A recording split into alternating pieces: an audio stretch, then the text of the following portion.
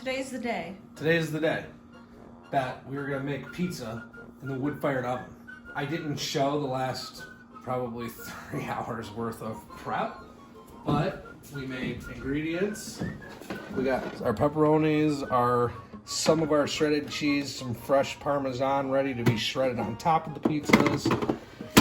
Oh, and these nice little containers. Here, sausage, bacon, some capicola, some prosciutto, green pepper, mushroom, onion. Boom, we got those chopped ready to go. Here's the sauce. Check out our sauce video. Ready to go. This is for a practical joke on somebody that I know that complains about not having big enough pieces of sausage.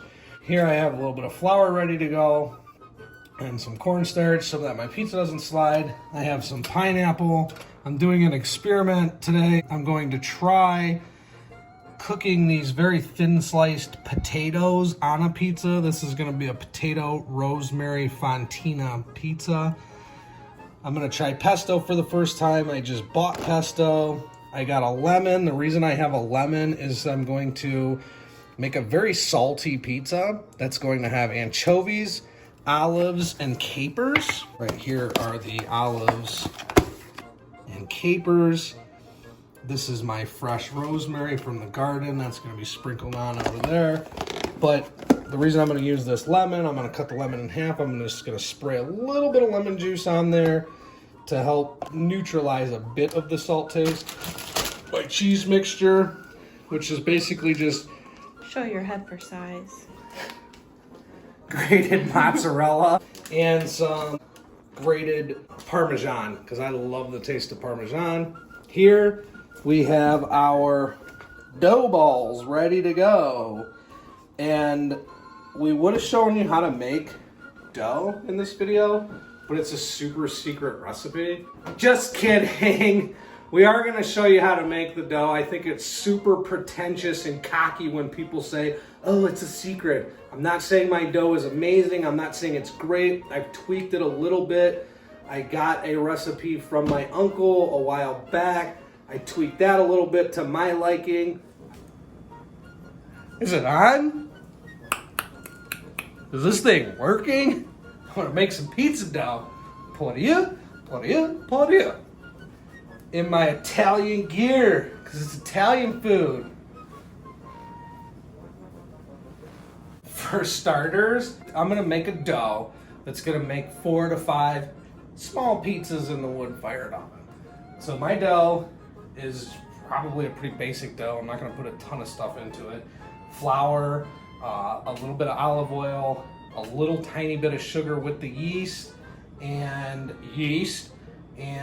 some salt. Boom, that's it. Not a very fancy flour for the wood-fired oven. Basically what I'm gonna do is I always make my yeast active, whether I'm using active dry yeast or not. So how I'm gonna do that is I start with 225 grams of water. At 225. Then what I'm gonna do is I'm gonna take that, I'm gonna put that in the microwave. It's cold water. I'm gonna put it in there for like 45 seconds. Then I'm gonna get another bowl. I am going to do my other 225 grams of water. There's about 225. That's good enough. Yeast is too hot, you're gonna kill the yeast. If it's too cold, it's not gonna activate. So right there, boom, I got my water. I get this Platinum Superior baking yeast, where I'm gonna throw my sugar in. I just do 1 teaspoon of sugar in that warm water. That's like yeast food, okay? Boom, throw that in there, give it a little mix. Toss this off to the side, put my sugar away. I'm not gonna do any more sugar in my dough. Still could use just a little bit more warmth. If you ever use a thermometer on it at like once, you'll kind of get a feel. It's kind of a range. You just don't want it to be too hot, and you don't want it to be too cold. 1 package of yeast, which I believe is 7 grams roughly. Yeah, I'm happy with that water. My finger tells me that that water is probably at 116 degrees. Then what I'm gonna do here is just throw my yeast in this bowl. This is the first thing I do. And this is how I do it. I just throw it right on top. Take one of the dish towels, cover it, and move it off to the side. Boom. Why I have the cold water and why I have the cold water poured out, so I'm gonna zero that out, and I'm gonna use sea salt, fine crystal sea salt. And what I'm gonna do with this sea salt is I'm gonna measure out about 20 grams. So there's my 20 grams of salt. I put that into the cold water. So what I want that to do is I want that to dissolve into the water. So what I do for my wood-fired pizza is half Tipo 00, and half all-purpose unbleached flour. For this recipe, I'm using 750 grams of flour. So I'm gonna add in 750 divided by 2, that's like 375 grams of each. So I'll start with the Tipo. 379. Zero out my scale. And 75 grams of my all-purpose unbleached flour in. I'm gonna mix the two together. I just like to mix this with my hand for a minute. And the reason I like to do that is just because I like the way that flour feels on my hand. Oh my god, that's not even a... It's not even a thing. Oh. So now that I have my dough ready, I'm gonna make just a little ball in the middle right there. And I'm gonna pour in my salt water in the middle. And then I'm gonna grab my yeast and we're gonna see what the yeast looks like. This is how we're gonna know that the yeast is alive. See how the yeast is all like bubbly? It's like a bubbly. See that? That means that our yeast is alive. I just do that. The reason I still activate my yeast that like old school way, like with the hot water, because I've had yeast that's been dead. So I just fired up the mixer. The mixer, I put it on the first time for like 2.5 minutes, and then I'll scrape the sides just to really try to get everything into that nice dough ball. I used to mix the dough by hand, but the problem I had, me personally, was consistency. I could never get the perfect consistency, and because I want to put out a good pizza and have a good pizza to eat, what I like to do now is use the mixer. And it is just really a little bit easier, and I still feel as I get the same results because of the whole process. So 2.5 minutes has went by on its first pass. I usually open up my mixer and scrape anything that might be on the side.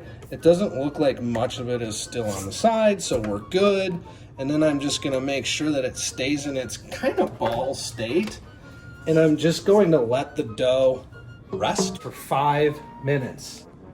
After the dough's been sitting for 5 minutes, I'm just gonna turn it back on for 2.5 more minutes. See you soon. So after that 2.5 minutes, I should measure this by grams, but I don't. I just do 3 teaspoons of extra virgin olive oil.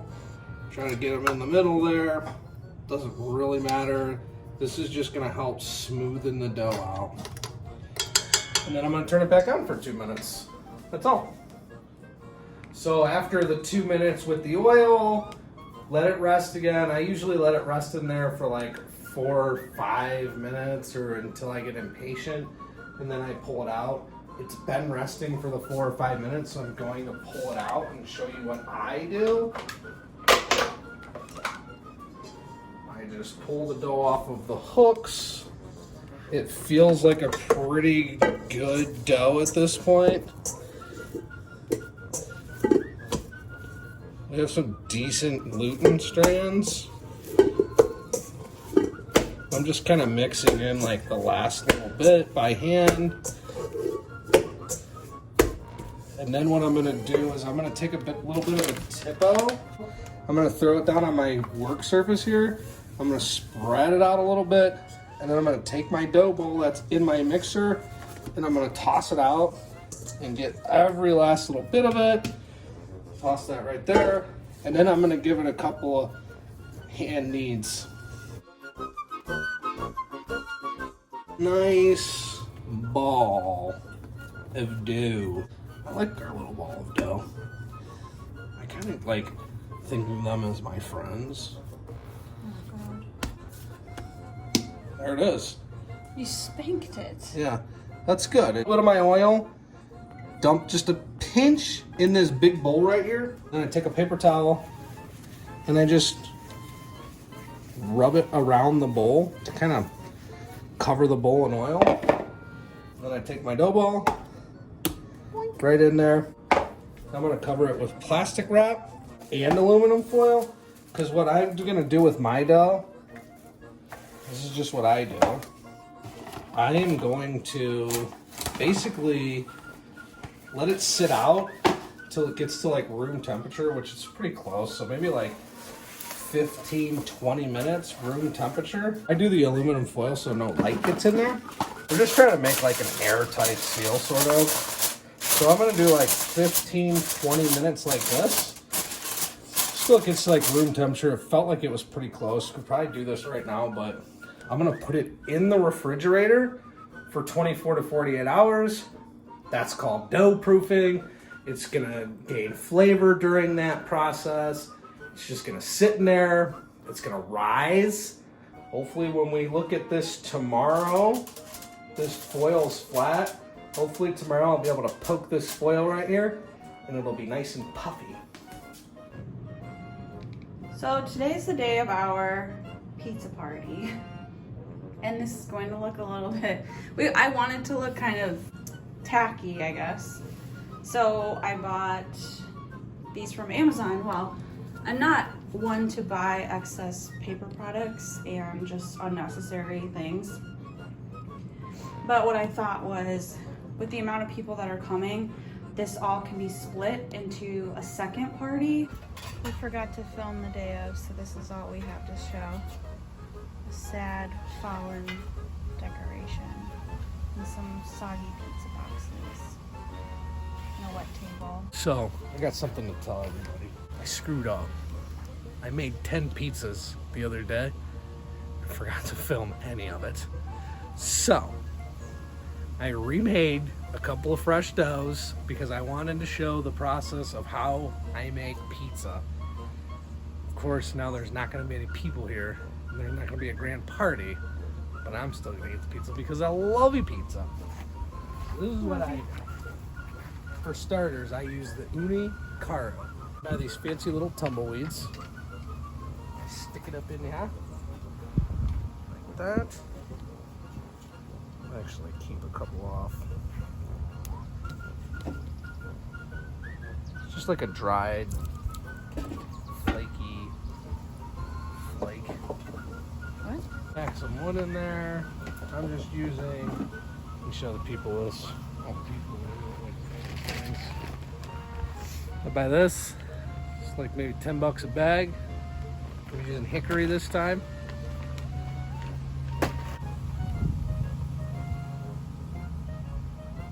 And then I light my fire. Take a looky. See? It's on fire.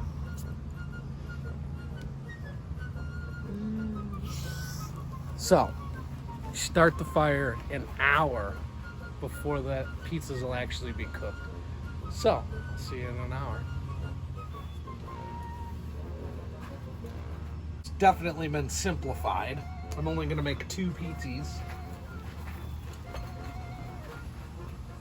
The 2 pizzas I'm gonna make are a white cheese and olive pizza. And I'm doing that because I just really like the simplicity of that. It's kind of a special cheese concoction. It's like a regular hard, like Merlot cheese and a Fontina that melts really well on the pizza. Been about an hour, and we are gonna take our thermometer, and I like to check the temperature in the front of the stone. That is hot, and that's what we want. Okay, take a look in there. That's what I want it to look like. I like that a lot. This is how I started. I take my first pizza peel and I put a little bit of flour on it.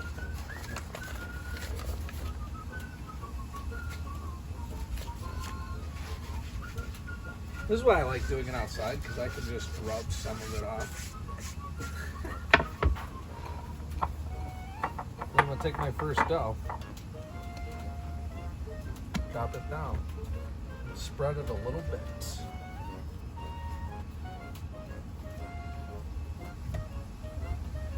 Room temperature. And we're gonna form it.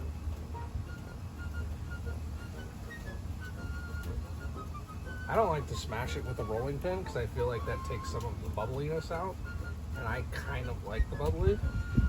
So what I do when I'm making my pizza is I just shake it, massage it, move it.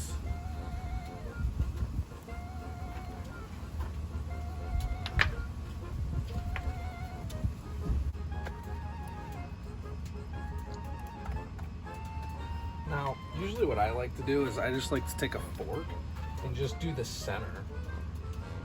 So I like to keep the bubbles on the outside, but the center, not so much. And the reason being is I've noticed that when you cook the pizza, if it's all rising, the ingredients get all misproportioned. They're still gonna do that, but less with these bubbles popped. And then we're gonna do my cornmeal. Cornmeal on this pan here. This is the peel that's going into the oven. We're gonna toss our dough over on the cornmeal. Hey, look at that, it shakes really nicely. I'm gonna load it with my sauce. This is my homemade sauce, check the link. Big pizzas, I like to make kind of smaller pizzas. And my cheese. Kind of like to press it out like that, leave the middle a little bit because the dough's gonna rise in there, and then I like to give it another shake just to make sure before I put my pretty toppings on there that it's gonna all be lined up nice and neat.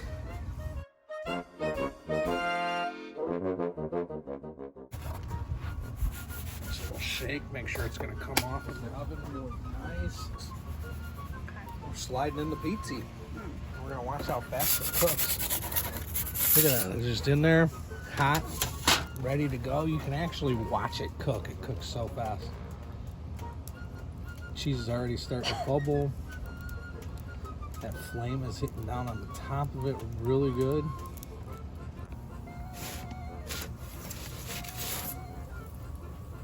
So how long was that?